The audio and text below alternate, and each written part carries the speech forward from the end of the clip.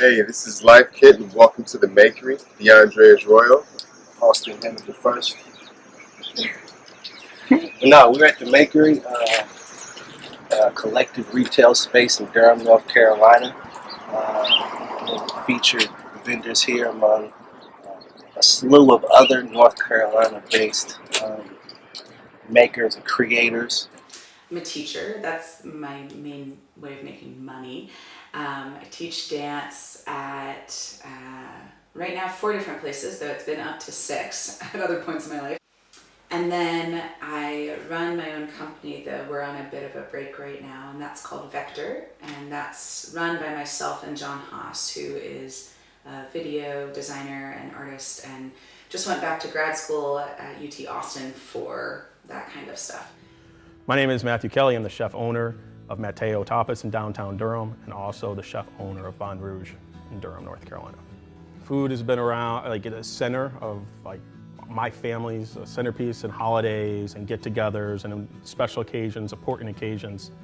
But I never knew it was going to become part of my profession. And then realizing, you can make a career out of it, and then doing some exploring and realizing you can make a really good career out of it, or you could just have a really good time doing it. I had come from a different bookstore. I started one in Chapel Hill, and I kind of want to try a different concept because this is more used books, but neatly arranged. Everything's inventory. The web page reflects in real time what comes in the store. I want to kind of use some new technology and see if this kind of concept would work.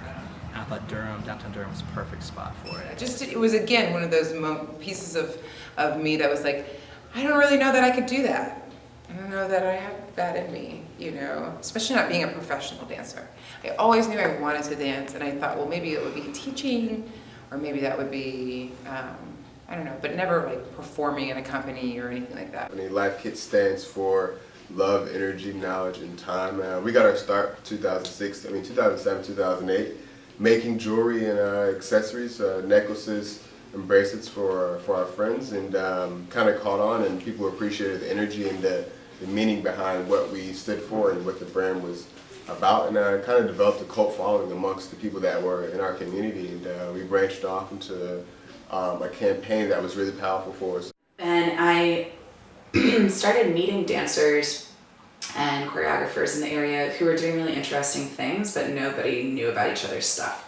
There were no shared resources, there wasn't sort of a common meeting place, people didn't necessarily know that other people's shows were going on. I thought, well, if I can't search these things online and I don't have the connection in, that's missing here. People don't know about each other's stuff.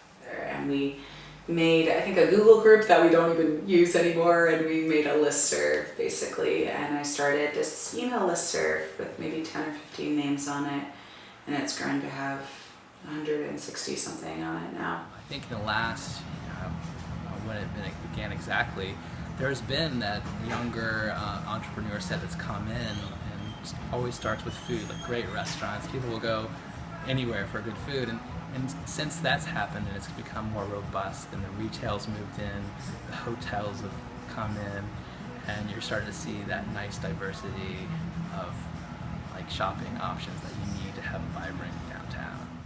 The Duke Lacrosse team started coming in. That was our first Duke business.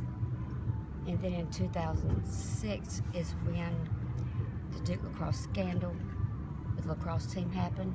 And because they were supporting me, I supported them. And from that moment on, we've had a good relationship.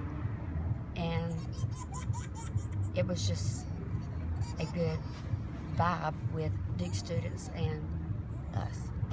Humility in the context, whatever context that people put it in, but really of it being the fundamental value in the pursuit of your dream. And I really enjoyed having customers. I enjoyed people coming to me wanting something, and then exchanging value for value, and so that was kind of my first taste of dang, this is how commerce works, and having something that people needed. I like that feeling. I like having customers, and I like that relationship.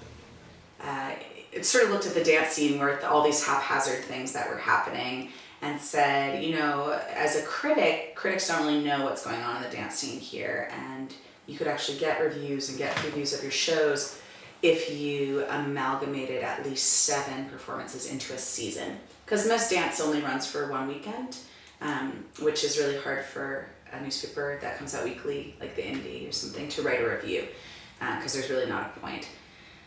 So yeah, she basically was like, what if we organized a season altogether? My advice for young entrepreneurs now is to come up with your own story. Because you don't want to sit there and make something someone else is making.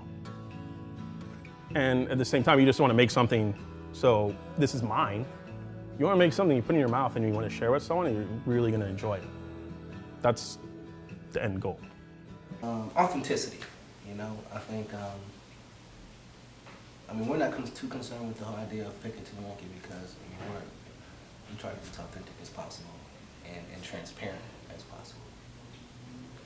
And I think be realistic, like have both those things working at one time, the pie in the sky, what you really want to happen, and let that lead you, but also look and don't lie to yourself about the possibility. It's difficult, but it's exciting.